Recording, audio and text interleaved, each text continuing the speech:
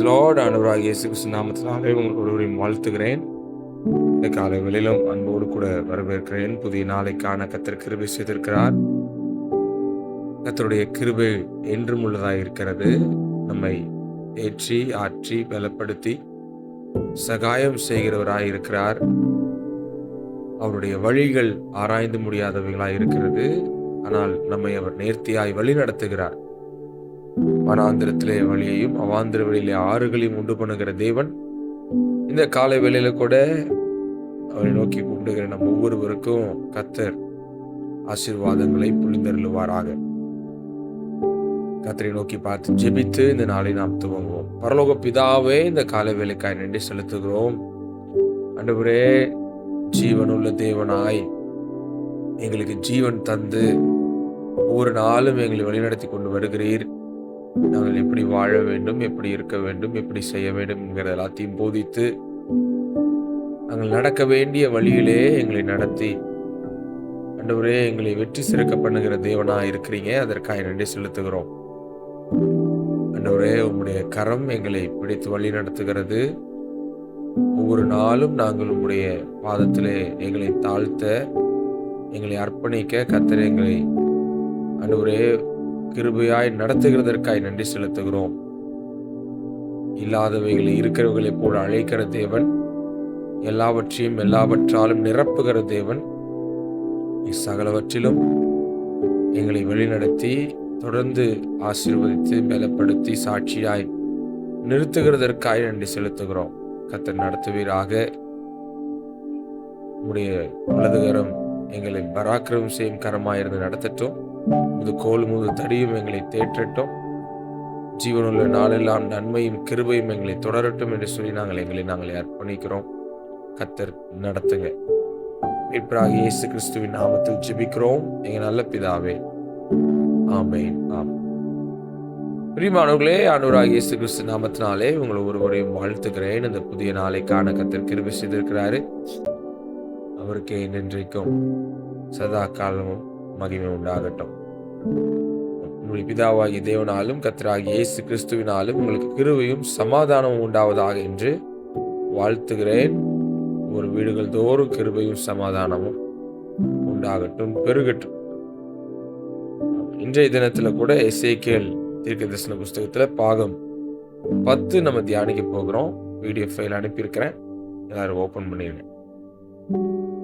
பாகம் 10 தலைப்பு Eat the scroll, internalize God's word before you proclaim it. சுருளை புசி, அறிவிப்பதற்கு முன் தேவனுடைய வார்த்தையை உள்ளத்திலே உட்கொள் அப்படிங்கிற தலைப்புல நாம் இந்த வார்த்தைகளை தியானிக்க போறோம். வசனங்களை வாசிக்கலாம். எசேக்கியேல் 1 அதிகாரம் 8வது வசனத்திலிருந்து, உன் வாயை திறந்து நான் உனக்கு கொடுக்கிறதை புசி என்றார். அப்பொழுது இதோ என்னிடத்திற்கு நீட்டப்பட்ட ஒரு கையை கண்டேன். அந்த கையிலே ஒரு புஸ்தக சுருள் இருந்தது. அவர் அதை எனக்கு முன்பாக விரித்தார். அதில் உள்ளும் புறம்பும் எழுதப்பட்டிருந்தது. அதிலே புலம்பல்களும் தவிப்பும் ஐயோ என்பதும் எழுதியிருந்தது. 3 அதிகாரம் 2 வசனம். பின்பு அவர் என்னை நோக்கி, மனுபுத்திரனே, நீ காண்கிறதை புசி, இந்த சுருளை நீ புசித்து இஸ்ரவேல் சந்ததியாரிடத்திலே போய் அவர்களோட பேசு என்றார். அப்படியே என் வாயை திறந்தேன். அப்பொழுது அவர் அந்த சுருளை எனக்கு புசிக்க கொடுத்து, மனுபுத்திரனே, நான் உனக்கு கொடுக்கிற இந்த சுருளை நீ உன் வயிற்றிலே உட்கொண்டு அதனால் உன் குடல்களை நிரப்புவாயாக என்றார். அப்பொழுது நான் அதை புசித்தேன். அது என் வாய்க்கு தேனை போல் தித்திப்பாய் இருந்தது. பிரியமானவர்களே, இந்த வசனங்களுடைய வெளிப்பாடாக நம்ம முதல்ல எடுத்தோன்னே என்ன புரிந்து கொள்ள முடியுதுன்னா, தேவன் எசேக்கியேலை முதல்ல நீ போய் பேசணும் அப்படிங்கிறதற்காக அழைக்காம, எசேக்கியேல் கிட்ட முதல்ல நான் கொடுக்கறத புசித்துக்கொள் அப்படின்னு சொல்லிதான் அழைக்கிறார். சாப்பிடுன்னு சொல்லி ஒரு விஷயத்தை கொடுக்கிறார். இது எதற்கு அடையாளமாக இருக்கிறது? அடுத்தவர்களுக்கு போய் ஒரு விஷயத்தை சொல்றதுக்கு முன்பதாக தான் அந்த விஷயத்தை உட்கொள்ள வேண்டும் என்கிற அந்த காரியத்தை தேவன் முழுமையாக எதிர்பார்க்கிறார். அறிவில் மட்டுமே இருக்கும் பிரசங்கம் தகவலை தான் தருகிறது. ஆனா இதயத்துல முதல்ல செயல்பட்ட வார்த்தை மற்றவருடைய வாழ்க்கைகளை மாற்றுகிறது. இன்னைக்கு நம்ம வசனத்துல வாசித்த பகுதிகள் எல்லாமே எப்படி இருக்குன்னா, எசேக்கியேல் தீர்க்கதரிசி தரிசனம் காண்றாரு. அவருக்கு ஒவ்வொரு காரியங்களும் எப்படி எப்படிலாம் நடந்துச்சு, ஒவ்வொரு ஜீவன்களுடைய சூழ்நிலை, இயற்கையுடைய சூழ்நிலை, அது ஒவ்வொன்று காரியங்களும் நம்ம படிப்படியா பார்த்து கொண்டே வருகிறோம். அதற்கு பிறகு ஆவியானவர்களை காலூன்றி நிற்க வைத்தது எல்லாம் பார்த்தோம். இதெல்லாம் பண்ணி ஆண்டவர் என்ன எசேக்கியேல் கிட்ட கொண்டு ரீச் பண்றாரு. நீ தைரியமா இருக்கணும்லாம் கூட போன பாகத்துல சொன்னாரு. கலக வீச்சாரு, அவங்க கிட்ட நீ தைரியமா போகணும், அவங்கள மாதிரி மாறிடாத, இதெல்லாம் சொன்னாரு. சொல்லிட்டு நான் கொடுக்கறத புசி அப்படின்னு சொல்றாரு. ஒரு காரியத்தை கொடுத்து அதை சாப்பிடு அப்படின்னு சொல்றாரு. அதை குறித்து ரொம்ப ரொம்ப அழகா நம்ம புரிந்து கொள்ளலாம். பண்டைய உலகில இந்த சுருள்கள் அப்படிங்கிறத பத்தி எதற்காக பயன்படுத்தப்பட்டது என்றால், அரசு ஆணைகள்னா இந்த சுருள்கள்ல தான் வரும். அரசு புதுசா ஆணைகள் போட்டிருக்கிறாங்க, அதை ஒருவர் இந்த சுருளை கொண்டு பொதுமக்களிடம் வாசிப்பார். இல்ல உடன்படிக்கைகள் போடுறதுனால சுருள்கள்ல போடுவாங்க. அப்படி இல்லையா, ஒரு தீர்க்கதரிசி தீர்க்க தரிசன செய்திகளை இந்த சுருள்கள்ல தான் எழுதிட்டு கொண்டு ஜனங்க கிட்ட பார்த்து படிச்சு சொல்லுவார். இது மாதிரிதான் அந்த நாட்கள்ல சுருள்கள் பயன்படுத்தப்பட்டது. இப்ப எசேக்கியேல் பெற்ற சுருளில் என்ன வார்த்தை எழுதப்பட்டிருக்கிறது என்றால், புலம்பலும் துக்கமும் ஐயோ என்பதுமான வார்த்தைகள் எழுதப்பட்டிருந்தன. ஏன் இந்த மாதிரி வார்த்தைகள் அப்படின்னா, அது யூதாவின் பாவத்தின் நிமித்தம் வரப்போகும் நியாய தீர்ப்பை குறித்தது அப்படின்னு வாசிக்கிறோம். வசனங்கள் நம்ம வாசிக்கும் போதே எசேக்கியேல் 1ஆம் அதிகாரத்துல 10வது வசனத்துக்கிட்ட நம்ம வாசிக்கும் போது அந்த வார்த்தையில் நம்ம என்ன தெளிவா பார்க்கிறோம்னா, அதிலே உள்ளும் புறமும் எழுதப்பட்டிருந்தது, அதிலே புலம்பல்களும் தவிப்பும் ஐயோ என்பதும் எழுதியிருந்தது அப்படின்னு வாசிச்சோம். இந்த மாதிரியான ஒரு சுருள் இப்ப எசேக்கியேல்ட்ட ஆண்டவர் கொடுத்து இதை சாப்பிடுன்னு சொல்றாரு. இந்த புலம்பலும் துக்கமும் ஐயோங்கிறதெல்லாம் எதை குறிக்கிறது என்றால், யூதா ஜனங்க பாவம் செய்து அந்த பாவத்தை நிமித்தம் அவங்களுக்கே வரப்போகிற நியாய தீர்ப்பை குறிக்கிறது அப்படின்னு இந்த வசனத்துல வாசிக்கிறோம். தேவனுடைய வார்த்தை முதல்ல நம்ம உள்ளத்துல குடியிருக்க வேண்டும். அதன் பிறகுதான் அதை நம்ம உதடுகளில் வெளிப்பட வேண்டும். என்னது இந்த ஒழுங்கு ஆண்டவர் கத்துக் கொடுக்கிறாரு பாருங்க. இன்னைக்கும் இந்த வசனங்களை நம்ம கேட்கிறோம்னா, முதல்ல இந்த சுருள் நம்ம கிட்ட வருகிறது என்று அர்த்தம். அதை நம்ம முதல்ல பெற்றுக்கொள்ளணும். இது எனக்குன்னு அந்த சுருளை வாங்கிக்கிட்டு அதை உட்கொள்ளணும், நம்ம சாப்பிடணும். அந்த வசனங்கள் மூலமாக நம்ம மாற்றப்படணும். அதுக்கப்புறம் மாற்றப்பட்ட பிறகு மற்றவங்களுக்கு அறிவிக்கணும். இந்த ஒழுங்கை தான் தேவன் நம்ம எல்லாருக்குமே வைக்கிறார். யாருக்குமே ஒரு வசனத்தை அனுப்பி அந்த வசனத்தை போய் அடுத்தவங்களுக்கு சும்மா வெளிப்படையா நம்ம சொல்லிட்டு வர்றதுக்கு மாத்திரமல்ல, முதல்ல அந்த வசனம் நம்மளை மாற்றி இருக்கிறதா என்பதை பார்க்கணும். நம்மளை ஒரு காரியத்திலே மாற்றி இருந்தால் அதை அனுபவித்து அதற்கேற்றபடியான மாற்றத்தை பார்த்து பெற்றுக்கொண்டு அதை மற்றவரிடத்துல கொண்டு போய் நம்ம சேர்க்க வேண்டும். அதனாலதான் இங்க சுருளை கையில கொடுத்து அதை புசி, அதை உட்கொள்ளு அப்படிங்கிற வார்த்தையை ஏன் பயன்படுத்துறாருன்னா, என்ன அர்த்தம்னா, அதை கடிச்சு சாப்பிட்றது அர்த்தம் அல்ல. அதை வாசித்து அதற்கு தன்னுடைய வாழ்க்கையில அதை தியானம் பண்ணி அதற்கு தன்னை அர்ப்பணித்து அதன் மூலமாக தான் மாற்றப்பட்டு அதற்கு பிறகு மற்றவங்களுக்கு அதை கொண்டு போய் சொல்லுகிறது. ஏன்னா தேவன் ஒரு செய்தியை மட்டும் நமக்கு கொடுக்கிறது இல்லை, அந்த செய்திக்கு ஏற்ற மனிதனையும் உருவாக்குகிறார். அப்பதான் அந்த செய்திக்கு மதிப்பு கொடுக்கிறது. தேவன் அந்த செய்தியை ஒரு மனிதனிடத்திலே கொடுக்கும் பொழுது அந்த மனிதனை அந்த செய்தியை கொண்டு போய் சேர்க்கும் அளவுக்கு தேவன் அந்த மனிதனை மாற்றுகிறார்.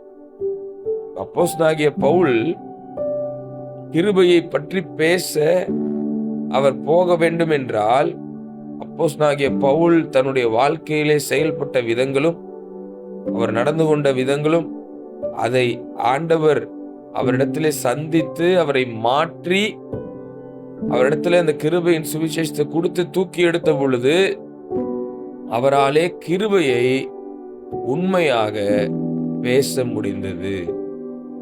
கிருபையின் சுவிசேஷம், சிலுவை பற்றிய உபதேசத்தை அவர்னால உண்மையா பிரசங்கிக்க முடிந்தது. ஏனென்றால் அது அவருக்கே முதல்ல செயல்பட்டது, அவரை மாற்றினது. மாற்றப்பட்ட நபராக அவர் அந்த வார்த்தையை சுமந்து கொண்டு போனாரு.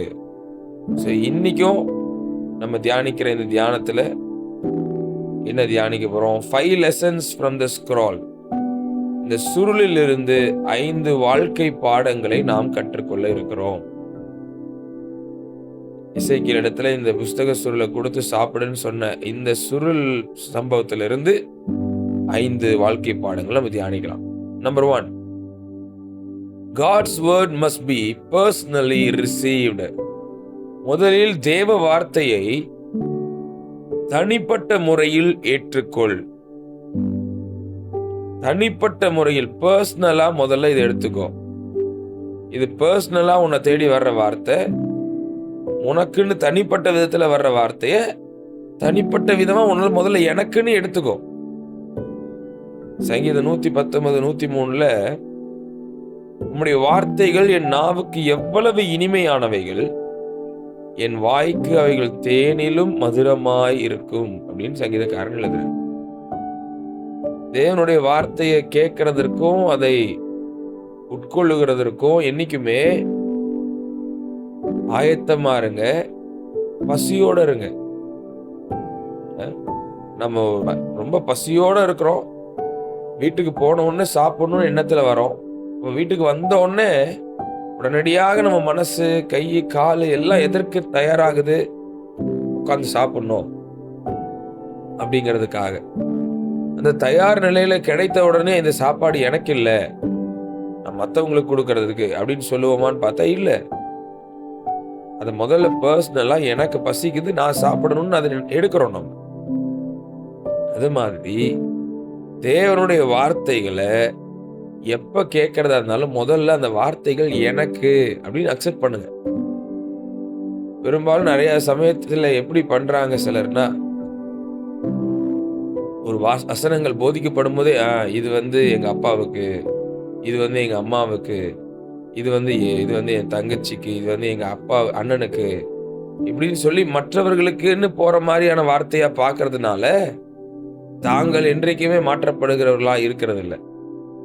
ஆனா என்ன தியானிக்க வேண்டியதா கர்த்தர் எனக்கு கற்றுக் கொடுக்கிறாருன்னா, முதல்ல இந்த வார்த்தைகள் எல்லாம் எனக்கு அப்படின்னு அக்செப்ட் பண்றது ஃபர்ஸ்ட் விஷயம். என்னைக்குமே மற்றவர்களுடைய அனுபவம் நம்மை வாழ வைக்காது. தேவனுடைய வார்த்தையை நாமே உட்கொள்ள வேண்டும். இது அவங்களே அனுபவிக்கணும். மற்றவங்க அனுபவங்கள் ஒரு செய்திகளா இருக்குதே தவிர அந்த செய்திகள் நம்மை மாற்றாது. நம்மை எது மாற்றுகிறது?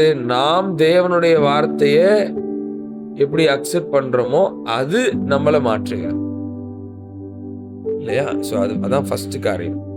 முதலில் தேவனுடைய வார்த்தையை தனிப்பட்ட முறையில ஏற்றுக்கொள்ளுங்க.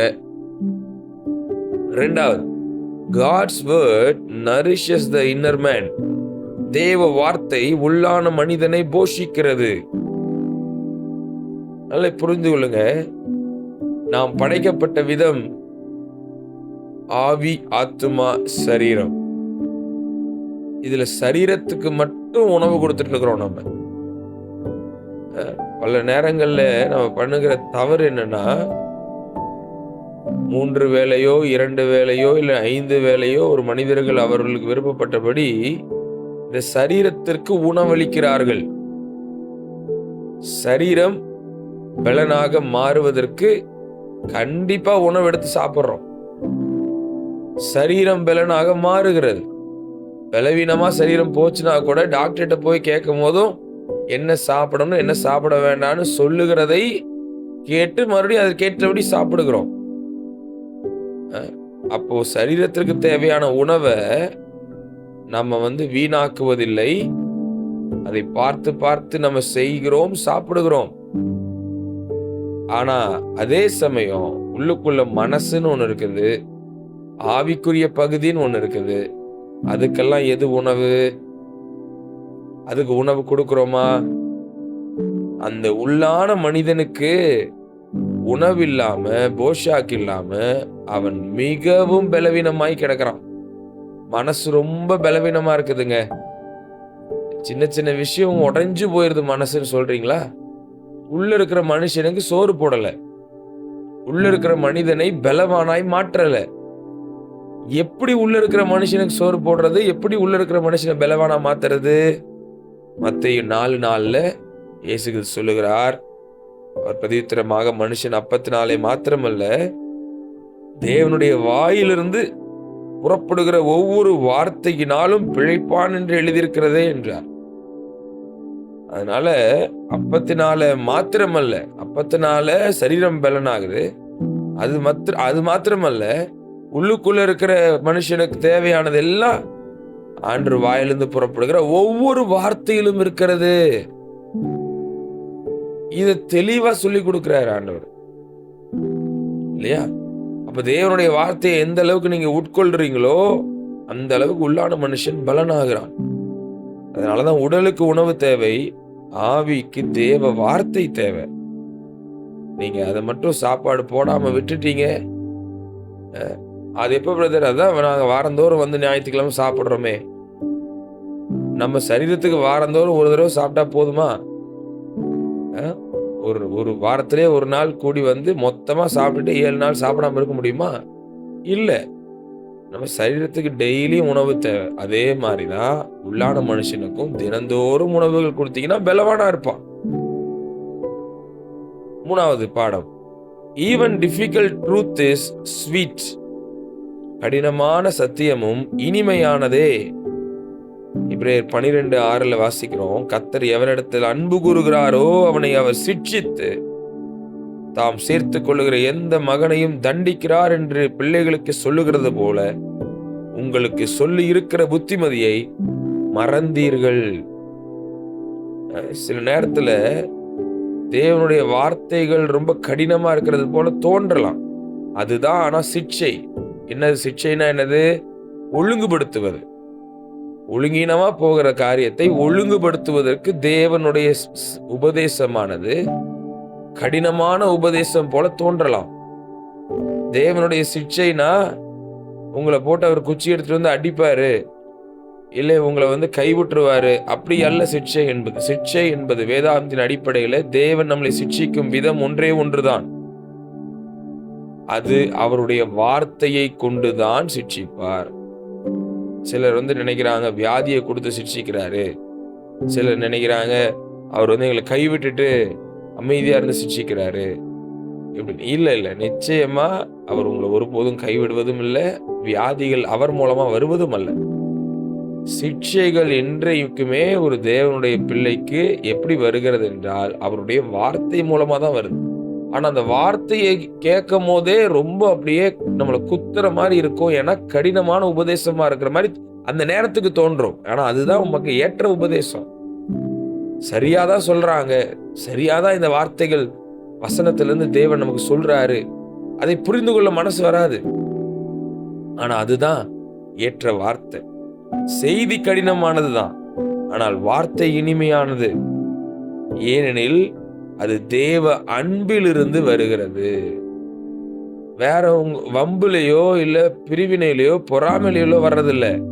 இவைகள் எல்லாம் ஏன் வருதுன்னா இந்த வார்த்தைகள் தேவ அன்பிலிருந்து வருகிறது. அதனாலதான் அவர் புசித்து உட்கொண்ட பொழுது அவர் தேனை போல இனிமையா இருந்துச்சுங்கிற செய்தி. என்னவோ புலம்பல்களும் தவிப்பும் ஐயோன்னு இருந்த செய்தி, அதை எப்படி இனிமையா இருக்குன்னு பார்த்தா அது அவர்கள் மனம் திரும்புவதற்கு ஏதுவாக மாறப்போறதற்காக அது தேவ அன்பிலிருந்து வந்ததாக அவர் உணர்ந்து அதை உட்கொள்ளும் பொழுது அது அவருக்கு இனிமையாக இருக்கிறது. 4வது பாடம், மினிஸ்ட்ரி ஃப்ளோஸ் ஃப்ரம் மெடிடேஷன். தியானத்திலிருந்து ஊழியம் பிறக்கிறது. சங்கீதம் 1:2 வாசிக்கிறோம், கர்த்தருடைய வேதத்தில் பிரியமாயிருந்து இரவும் பகலும் அவருடைய வேதத்தில் தியானமாயிருக்கிற மனுஷன் பாக்கியவான். முதல் சங்கீதத்திலேயே நமக்கு சொல்லப்படுகிற முதல் கருத்து என்னன்னா, தேவனுடைய வார்த்தையில எவன் தியானமாயிருக்கிறானோ அவன் பாக்கியவான். ஏனென்றால் அவன் இடத்துல பேசுகிறவர்கிட்டையும் அவன் போய் செய்கிற வேலை ஸ்தலத்திலையும் அவன் தேவனுடைய வார்த்தைகளை எடுத்து சொல்லுகிறவனாக, அடுத்தவர்கள் புரிந்து கொள்ளும்படி விளக்குகிறவனாக செயல்படுவான். யார் அப்படி செயல்படுவான்? இரவும் பகலும் வேதத்துல பிரியமாயிருந்து தியானிக்கிற மனுஷன். வாசிப்பது வேறு, உட்கொள்வது வேறு. தியானிக்கப்பட்ட வார்த்தையே வாழ்க்கையை மாற்றும். நல்லா புரிந்து கொள்ளுங்க. நான் பைபிள் படிச்சேன்னு சொல்றது ஈஸி. பைபிள் எடுத்து வாசிச்சேன், அப்படியே 10 வசனம் வாசிச்சிட்டேன், ஒரு அதிகாரமே வாசிச்சிட்டேன், டெய்லியும் காலையில ஒரு அதிகாரம் வாசிச்சிருவேன், டெய்லி சாயங்காலம் ஒரு அதிகாரம் வாசிச்சிருவேன்னா இது அல்ல. இங்க இரவும் பகலும் அவருடைய வேதத்துல தியானமாயிருக்கிற மனுஷன் அர்த்தம் என்ன? ஒரு மாடு சாப்பிட்டுட்டு இந்த சாப்பிட்ட உணவை மறுபடியும் வாய்க்கு கொண்டு அசை போட்டு ஒன்றுமே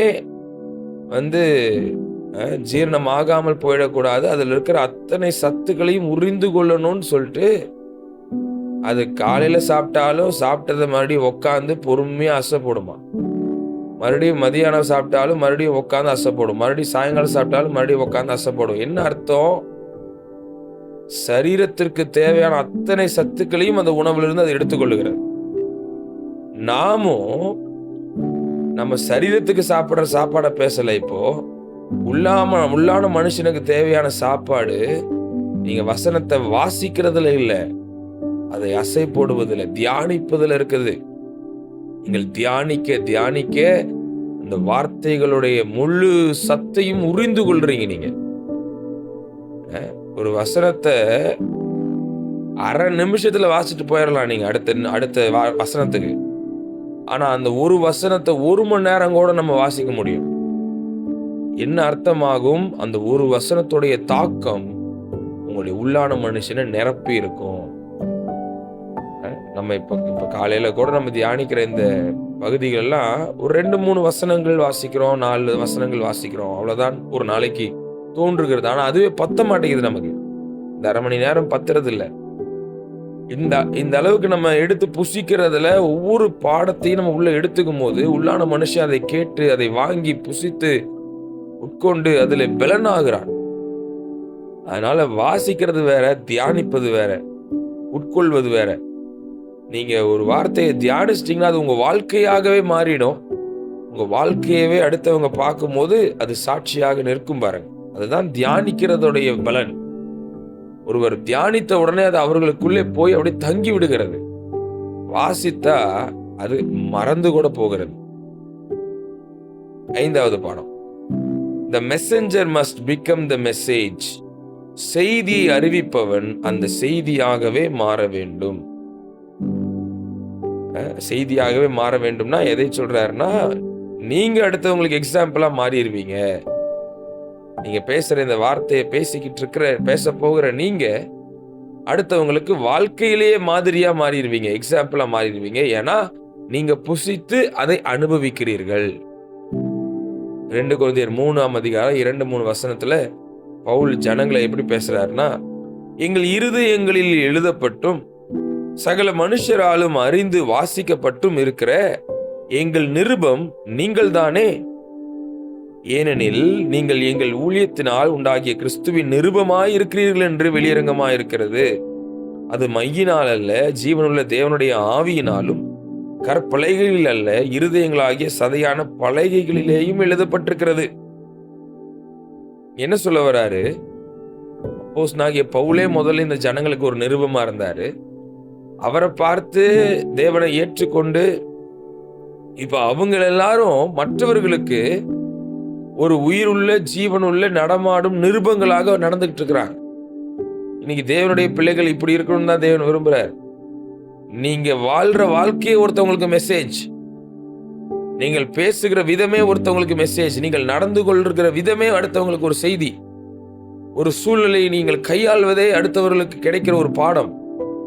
இப்படிப்பட்ட ஒரு வாழ்க்கையை தேவன் நம்மளை வாழும்படி செய்து, நீங்க கிறிஸ்துவை பின்பற்றுகிறவர்களானால் கிறிஸ்துவை எப்படி பின்பற்ற வேண்டும் என்பதற்கு அடுத்தவர்களுக்கு நீங்கள் வாழும் வாழ்க்கையே ஒரு பாடமாக வேண்டும். அல்லேலூயா. அது ரொம்ப முக்கியம் பாருங்க. அது எப்போ ஒருத்தரால முடியுது? அவங்க ஒழுங்கா அந்த வார்த்தையை புசித்து உட்கொண்டிருக்கணும். அவைகளை படித்து தியானித்து அந்த ருசியை அதை உள்ள வாங்கி இருக்கணும், சத்தை எடுத்து இருந்திருக்கணும். அவங்க மாறி இருப்பாங்க லைஃப்ல. அவங்க வாழ்க்கையே ஒரு பெரிய ஒரு எக்ஸாம்பிளா அடுத்தவங்க இருக்கும், மாதிரியா நிற்கும். அதுதான் மற்றவங்களுக்கு இன்னைக்கு தேவையா இருக்கு. எல்லாருக்கும் போய் பைபிள் வசனத்தை போதிக்கிறதுங்கிறது அது இரண்டாவது காரியம். முதல் காரியம், நம்ம எப்படி மாற்றம் அடைந்து நம்ம மற்றவர்களுக்கு எப்படி ஒரு எடுத்துக்காட்டாக வாழ்ந்து காட்டுகிறோம், ரொம்ப முக்கியமானதாக இருக்கிறது. ஏன்னா நம்மளை அப்படி வாழ்ந்து காட்ட உதவி செய்தது அந்த வசனம் தான், அந்த தேவனுடைய ஜீவனுள்ள வார்த்தைகள் தான். அவருடைய வாயிலிருந்து புறப்படுகிற ஒவ்வொரு வார்த்தையினாலும் நீங்கள் மாறுகிறீர்கள், பிழைக்கிறீர்கள், உள்ளான மனுஷன் பலனாகிறான். மறந்துட வேண்டாம். எசேக்கியேல் எழுதியிருந்த சுருளை புசித்தார். இன்னைக்கும் புதிய உடன்படிக்கையில நம்ம ஜீவனுள்ள வார்த்தையாகிய கிறிஸ்துவையே அப்படியே பெற்று புசிக்கிறோம். இயேசு கிறிஸ்து சொன்னாரு, ஜீவ அப்பம் நானே. எசேக்கியேல் சுருளை புசித்தது போல நாம் கிறிஸ்துவில் நிலைத்திருக்கும் போது ஆவிக்குரிய ஜீவனை பெறுகிறோம். இன்னைக்கு அவர் தன்னை அப்பம் என்று சொல்லி வானத்திலிருந்து உங்களுக்காக இறங்கின அப்பம் நானே அப்படின்னு சொல்றாருன்னா, கிறிஸ்து எனக்கு ஜீவன், சாவு எனக்கு ஆதாயம் என்று பவுல் சொல்லுவது போல, இன்னைக்கு கிறிஸ்துவை அறிகிற அறிவை நீங்கள் புசித்துக் கொள்ளுங்கள். அர்த்தம் என்ன? இயேசு எனக்காக என்ன செய்திருக்கிறார், இயேசு என்ன காரியத்தை எனக்கு போதித்திருக்கிறார், அவரை பின்பற்றும்படிக்கு அவர் எனக்கு என்ன காரியத்தை கற்றுக் கொடுத்திருக்கிறார், இது எல்லாத்தையும் புசிங்க, ஜீவன் உண்டாகும். சிலுவையில் தேவனுடைய வார்த்தை முழுமையாக வெளிப்பட்டது. இன்று பரிசுத்த ஆவி அந்த வார்த்தையை நம் இருதயங்களில் எழுதுகிறார். இயேசு சிலுவையில் என்ன செய்து முடித்தாருங்கிறத இன்றைக்கும் பலருக்கும் புரியறதில்லை, தெரியறதில்லை. காரணம், அவங்க அதை புசிக்கவில்லை. ஆனா இன்னைக்கு பவுல் கிறிஸ்துவின் சுவிசேஷத்துக்கு கூட நான் வெட்கப்படேன் அப்படின்னு சொல்றாருன்னா, அவர் அதில் புசித்து அதை வாழ்ந்து அனுபவித்தனால அப்படி சொல்றார். ஒரு சிறந்த எடுத்துக்காட்டு இப்படி தியானித்து புசிக்கிறதற்கு எஸ்ரா இருக்கிறார். எஸ்ரா 7ஆம் அதிகாரம் 10ஆம் வசனத்தில் அவர் எப்படிப்பட்ட ஒரு வாழ்க்கையை வாழ்ந்தார் என்பதை வாசிக்கிறோம் பாருங்க. கர்த்தருடைய வேதத்தை ஆராயவும், அடுத்த லைன் பாருங்க, அதின்படி செய்யவும், இஸ்ரவேலிலே கட்டளைகளும் நீதி நியாயங்களையும் உபதேசிக்கவும் எஸ்ரா தன் இருதயத்தை பக்குவப்படுத்தி இருந்தான். இன்னைக்கு காலையிலையும் நம்ம எல்லாருமே நம்முடைய இருதயத்தை எப்படி பக்குவப்படுத்தணுங்கிறத நம்ம புரிந்து கொள்ளுகிறோம். முதல்ல ஆராய்ந்து பார்க்கிறதுக்கு டைம் ஒதுக்குங்க. அது இரவும் பகலும் தியானமா இருக்க முடியுதா, தியானமா இருங்க. பர்சனலா தனிப்பட்ட விதமாவே தியானமா இருங்க, நல்லது. தியானித்து உட்கொண்டதன்படி செய்யுங்க. நீங்க அதை அடுத்தவங்க கிட்ட எல்லாம் பேசாதீங்க. இன்னைக்கு நான் ஒன்று படிச்சேன், அருமையா இருந்துச்சு, இல்ல சொல்லாதீங்க. நீங்க படித்ததை, நீங்க தியானித்ததை, நீங்க உட்கொண்டதை நீங்க முதல்ல வாழுங்க, அதன்படி செய்யுங்க. அதற்கு பிறகு உபதேசம் பண்ணுங்க. இந்த பாலிசிக்கு உங்க மனசை பக்குவப்படுத்திக்கோங்க. நான் ஆராய்ந்து பார்ப்பேன், அதன்படி செய்வேன், அடுத்தவங்களுக்கு நான் சொல்லுவேன். இதுதான் எஸ்ரா செய்தார். மிகப்பெரிய ஒரு மாற்றத்தை இஸ்ரவேல் ஜனங்க அன்றைய நாள் அனுபவித்தாங்க. ஒரு எடுத்துக்காட்டோட சொல்லி முடிக்கலாம். ஒரு சமையல்காரர் சமைக்கிறாருன்னா, இல்ல ஒரு உணவு எடுத்துட்டு போய் பரிமாற போறாரு ஒருத்தருக்குன்னா, எதே ஒன்று எடுத்துட்டு போய் பரிமாறிட மாட்டார். ஏன்னா சாப்பிட்டவங்க, என்னையா உப்பு இல்லை, என்னையா காரமா இருக்குது, என்னையா ஒரு மாதிரி புளிக்குது அப்படின்னு சொல்லிடக்கூடாதுன்னா, தான் முதல்ல அதை சுவைக்க வேண்டும். சமையல்காரருடைய அந்த உணவை அவர் முதல்ல சுவைத்து பார்த்து, அதுல எது இல்லை, எது அதிகமா இருக்குது, அதற்கேற்றபடியான மாற்றங்களை செய்து அதை உட்கொண்டு அதை பார்த்து விட்டு பிறகுதான் அடுத்தவருக்கு அதை பரிந்துரைப்பார். அது மாதிரி இன்னைக்கு தேவனுடைய ஊழியக்காரனா இருக்கிறவங்களும், தேவனுடைய வார்த்தைகள் அடுத்தவங்களுக்கு சொல்றவங்களுக்கு இருக்கிற ஒரு பாடம் என்னன்னா, முதல்ல தேவனுடைய வார்த்தையை நீங்க ருசித்து அதன்படி வாழ வேண்டும். பிறகு அதை போதிக்க வேண்டும். தேவனுடைய வார்த்தையை அடுத்தவங்களுக்கு எளிதாக எடுத்து சொல்லிடலாம். யார் வேணாலும் எடுத்து சொல்லிடலாம். ஆனா அந்த வார்த்தையை இழிவுபடுத்துவது என்பது என்னவென்றால், சொல்லுகிற நீயே அதை செய்வதில்லையே அப்படிங்கிற ஒரு சாட்சி நம்ம பக்கம் வந்துச்சுன்னா, அது நம்மளை இழிவுபடுத்துவதல்ல, நம் பேசின தேவனுடைய வார்த்தையை இழிவுபடுத்துவோம் என்று அர்த்தம். அதனால என்னைக்குமே தேவனுடைய வார்த்தையை பிரசங்கிக்கிறதுக்கு முன்பதாக இந்த வார்த்தையில வாழுங்க. வாழ்ந்து அனுபவித்து அதை சொல்லுங்கள். இன்னைக்கான தியான கேள்விகள் நம்ம கேட்டு முடிக்கலாம். முதல் கேள்வி, நான் தேவ வார்த்தையை தகவலுக்காக வாசிக்கிறேனா, மாற்றத்திற்காக வாசிக்கிறேனா? ஃபர்ஸ்ட் விஷயமே, நம்மை மாற்றும் வசனங்கள் இது. வாழ்க்கையவே மாற்றும் தேவனுடைய வார்த்தைகள் இது. எதற்காக இன்னைக்கு வாசிச்சுட்டு இருக்கிறோம்? தகவலுக்காகவா, மாற்றத்திற்காகவா? இது ஃபர்ஸ்ட். ரெண்டாவது, எந்த வேத பகுதியை ஆழமாக தியானிக்க பரிசுத்த ஆவி என்னை அழைக்கிறார்? நம்ம கொரிந்தியர்ல ஆரம்பிச்சோம் ஒரு சில நாட்கள் முன்பதாக. 1 கொரிந்தியர், 2 கொரிந்தியர், கலாத்தியர், இப்படிலாம் போயிட்டு அப்போஸ்தலர் நடவடிக்கைகள் எல்லாம், ரோமர், இதெல்லாம் கொண்டு போயிட்டு இருக்கும் போது ஆவியானவரே எசேக்கியேல் பக்கம் திருப்பி விட்டு நம்மளை எசேக்கியேல்களை தியானிக்க வரைச்சிட்டு இருக்கிறார். இது என்ன அர்த்தம்னா, ஆவியானவருக்கு இடம் கொடுக்கும் போது ஆவியானவர் சரியான நாட்களிலே சரியான வார்த்தைகளை வாசிக்கும்படி அவர் நம்மளுக்கு பக்குவப்படுத்துறாரு பாருங்க. அது மாதிரி ஆழமாக தியானிக்க பரிசுத்த ஆவி உங்களை எதற்கு இன்றைக்கும் ஏவி கொண்டிருக்கிறார், அழைத்து கொண்டிருக்கிறார். அவர் உங்கள் பக்கமாக நீட்டும் சுருள்கள் என்னது? அதை நீங்க யோசிங்க. மூணாவது, நான் போதிக்கும் செய்தியோடு என் வாழ்க்கை ஒத்து போகிறதா?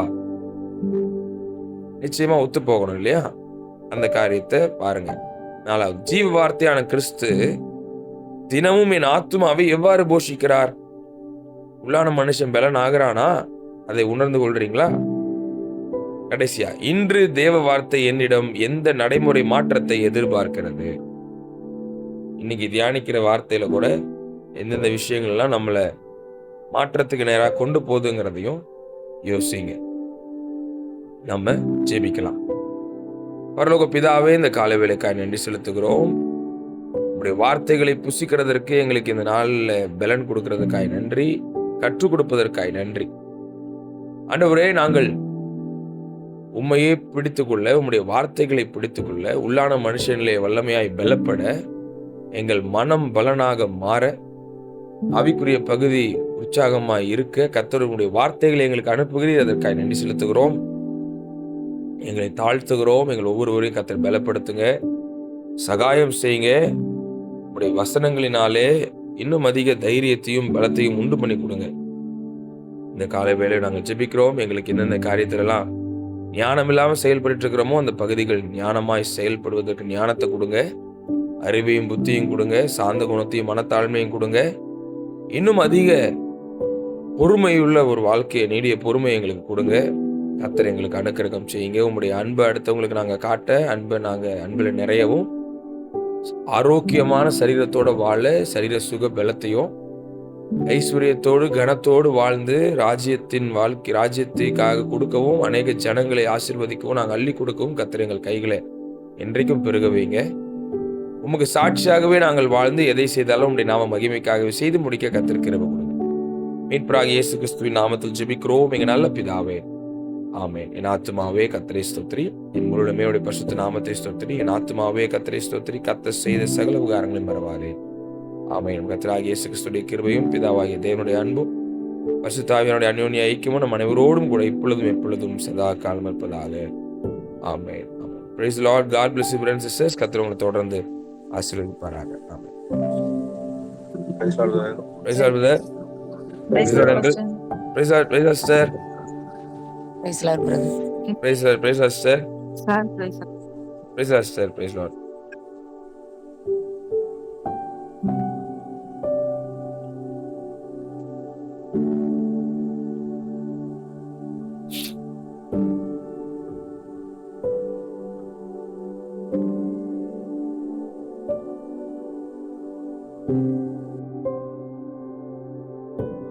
Thank you.